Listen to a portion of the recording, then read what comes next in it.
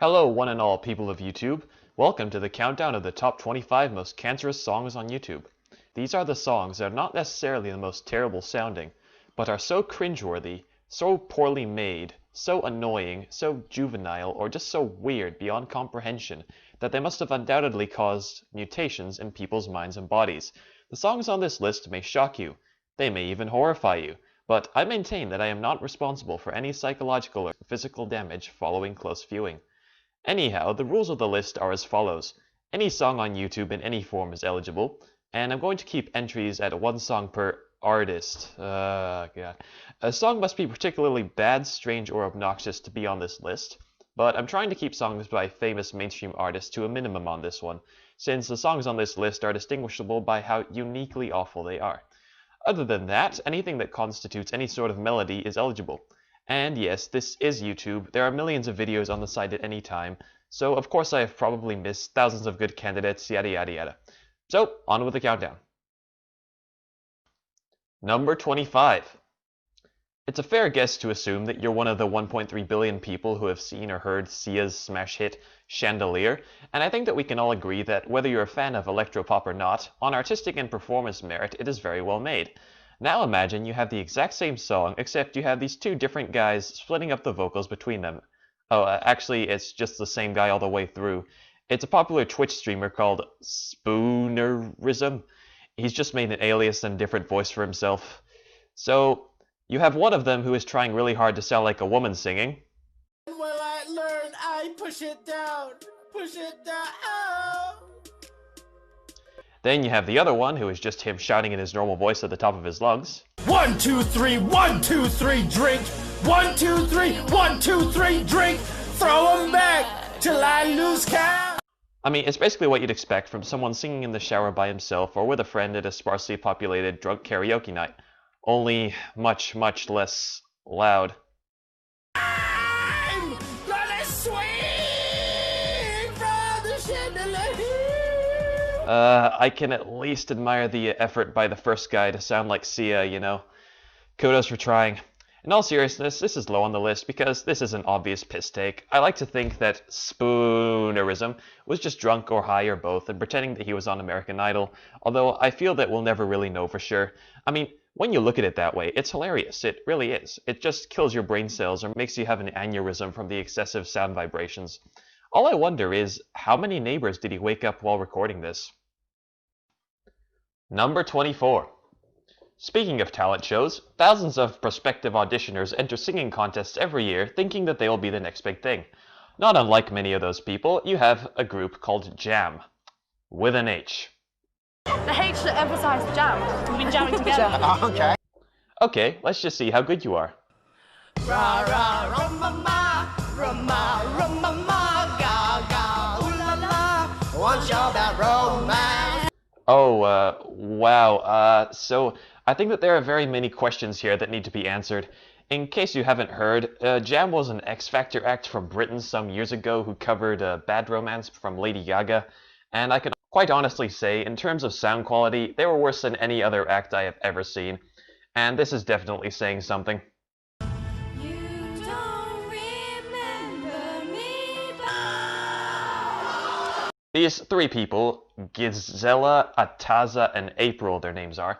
Anyway, these people are completely out of tune with the music and with each other throughout the whole thing, and they get a note right about as often as a broken clock tells the correct time. There are some portions where they are literally just shouting the lyrics out of the audience without any perspective of inflection. What is this even supposed to be?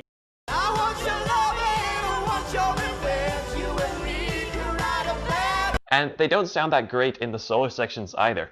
Also, if you haven't noticed, there's this kind of equally stiff and out-of-rhythm dance going on, which just seems half-hearted the whole time. It's just so awful. I feel that the only way they could get on the show in the first place was that the producers were looking for someone to be a punching bag to get higher viewership. Just look at the judges' and audience's reactions after their performance was finished.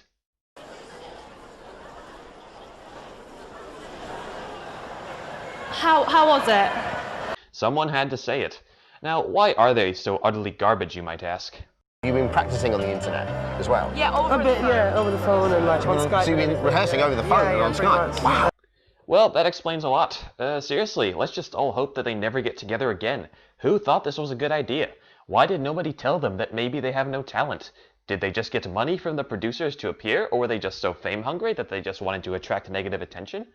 This question is genuinely bothering me right now. The worst part is that they genuinely give off the air of thinking that they were competent. Because the thing is quite different. Like Yes, Jam, you sure are. Number 23. When I think of educational songs to help you memorize things, I generally think of things like the Element song or Countries of the World. Heck, even the Alphabet song taught me the alphabet in a way that my 3-year-old undeveloped brain could understand it. Then we have the Punnett Square song. Just why? This was actually the inspiration for me to make this list in the first place. Last year in biology, our teacher played this to us. Surprisingly, we learned nothing whatsoever. Punnett Square with 4 alleles, 2 from mom and 2 from pop. Each one gives 1 to the family crop.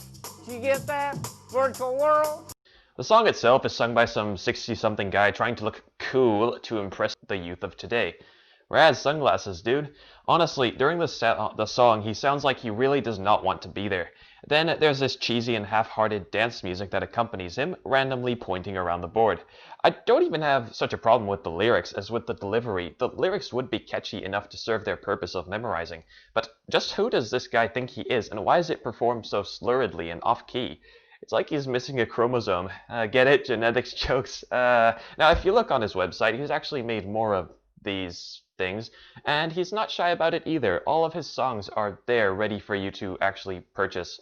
On his Facebook page with 42 likes, the professor, in quotation marks, claims to be a pioneer of edutaining music.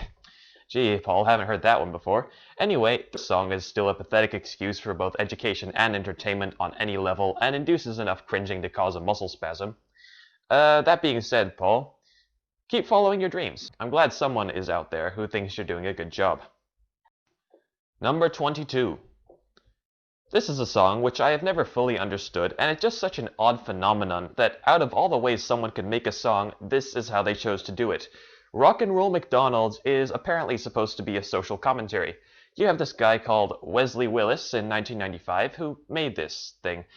At first, it's just this chill song about how McDonald's will make you morbidly obese, and it's cool. It's basically just some guy rambling, but that's alright. The background music's catchy enough. McDonald's will make you fat. They serve Big Macs. They serve quarter pounders. They will put pounds on you. Then, seemingly at random, he starts shouting at the top of his voice, kind of as if he's purposely trying to sound retarded. Rock and roll McDonald's! Rock and roll McDonald's! Honestly, is he just trying to illustrate how the people who go eat at McDonald's are brain dead?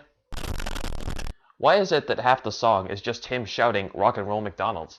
Most of the songs actually follow this main structure. You have some kind of narration bordering on pseudo-rap, and then you have a chorus, which always sounds somewhat like a dumbed-down version of the rest of the song. My keyboard got damaged, my keyboard got damaged. Apparently, the writer of this was notable for his odd and humorous lyrics, and was also diagnosed with schizophrenia. Yeah, I really can't decide if I loathe or adore this song, because it's kind of catchy, it doesn't hurt you to listen to it, and it does have a message of its own. But it's just so downright bizarre that you are likely to be unhealthily confused after watching it. If you're looking for some more Wesley Willis to enjoy, you might want to check out titles such as I Whooped Spider-Man's Ass.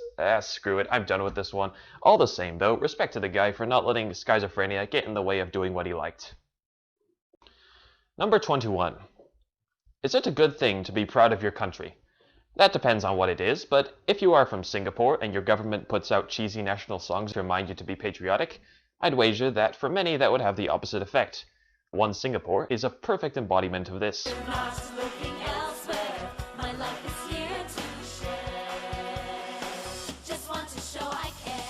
I swear to God, these people have no idea of the boundary between encouragement and utter cheesiness.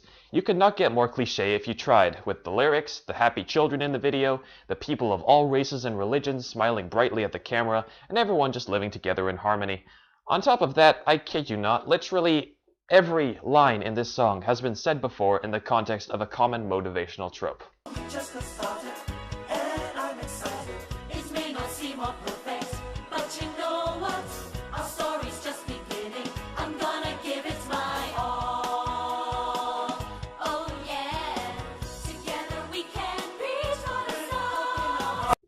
And this is true for literally every single National Day song I have forced myself to listen to. The tunes are always really catchy, but the lyrics are always that same contrived bullcrap that's been heard 1,000 times.